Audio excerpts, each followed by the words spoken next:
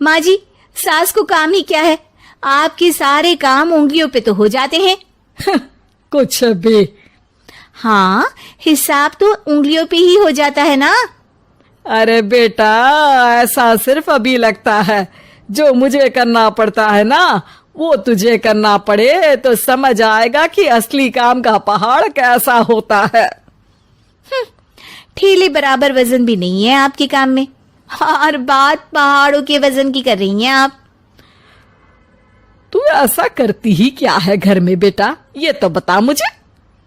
मैं थोड़ी ना कुछ करती हूँ, सब जादू से हो रहा है इस घर में। अरे एक दिन मेरा काम करोगी तो समझ आएगा। Okay okay, shut up. कल से मैं घर के काम करूंगी और तू मेरी जगह हर चीज का हिसाब रखना, ठीक है? ठीक है, ये भी कर लेते हैं। ये सास बहू की डील के बारे में रश्मि के पति अमन को नहीं पता था, और ना ही अमन के पिताजी सुरेश जी को। पर गेहूं के साथ साथ जैसे घुन भी पिस जाता है, ये दोनों भी पीसने वाले थे। सुबह अमन उठकर रेडी होता है ऑफिस जाने के लिए, तो पता है उसके कपड़े नहीं निकले हुए हैं। अरे रश्मि, तुमने मेरे कपड़े नहीं निकाले? अपनी माँ से पूछो ना, उन्हीं का काम है ये। अमन अपनी माँ के पास जाता है। अब मेरे कपड़े आज आप देने वाले हो क्या माँ? हाँ, देना तो मुझे ही चाहिए, पर तेरी बहू ने कपड़े धोने ही नहीं डाले, तो कोई भी धुला हुआ कपड़ा नहीं है बेटा। हैं? ऐसा क्यों? कपड़े तो धोने आप ही देते हो ना माँ? अरे बहू ने तुझे बताया नहीं, अब हम अदल बदल गए हैं। मैं अब बहू और तेरी बीवी सास। अमन परेशान हो गया। वो बिना इस्त्री के कपड़े पहनकर ऑफिस चला गया। सरस्वती जी अपने घुटने के दर्द के कारण झुककर घर साफ नहीं कर पा रही थी, और ना ही खाना बनाना याद रख पाई। उधर रश्मि पहले ही दिन घर की चाबी घुमा चुकी थी और 300 रुपए का हिसाब अलग नहीं मिल रहा था। पर दोनों का ही घमंड कैलाश पर्वत से भी बड़ा था, और दोनों ही खेमे एक दूसरे की बात मानने को बिल्कुल तैयार नहीं थे। शाम को जब सुरेश जी और अमन खाना खाने बैठते हैं, तो सरस्वती जी उनके सामने गाजर और पपीते लाकर रख देती हैं। अरे माँ, ये क्या है? ख्याली पुलाव के साथ सलाद। माँ जी खाना बनाना भूल गई लगता है। अरे एक एक चमन्नी का हिसाब है मेरे पास, खाना बनाना कैसे भूल जाऊंगी? ये तो मैंने पढ़ा था कि फल फ्रूट खाने से सेहत अच्छी रहती है, इसीलिए ये ले, एक फल खा ले। रात को सुरेश जी और अमन अपनी मीटिंग बिठाते हैं अकेले में। बाबूजी, इनकी लड़ाई के कारण ना हमें ठीक से खाना मिल रहा है, उल्टा घर के सारे काम रुक गए हैं।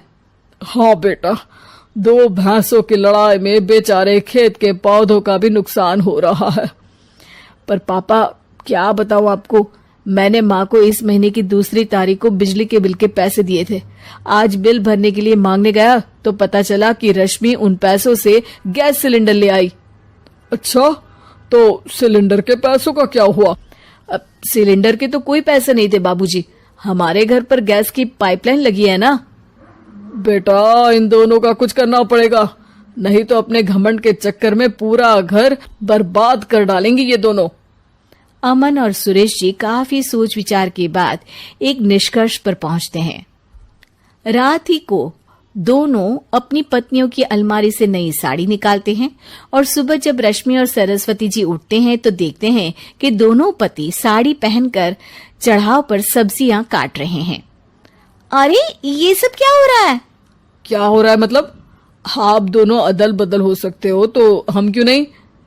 अरे क्या मतलब? नहीं नहीं, मेरी भी बचपन से किसी की बहू बनने की इच्छा थी, तो आज से सरस्वती तुम बड़ी बहू, मैं मिडल बहू और अमन छोटी बहू। अरे लेकिन सब घर पर बैठ जाएंगे तो कमाएगा कौन? ये घर कैसे चलेगा? अब वो तो भैया या बाकी लोग जाने, अब हमने भी अदल बदल कर ही लिया है तो कुछ नहीं हो सकता।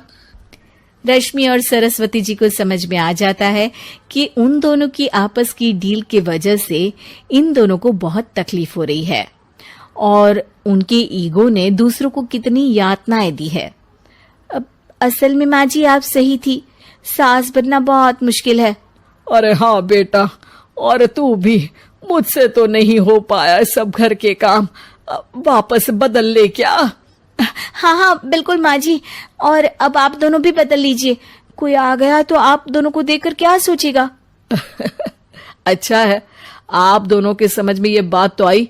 मैं फटाक से कपड़े बदल लेता हूँ। अरे रुक जा बेटा, एक फोटो ले लेती हूँ तेरी। मेरी बेटी होती तो तेरे जैसी ही दिखती साड़ी में। और मेरा फोटो नहीं लोगी?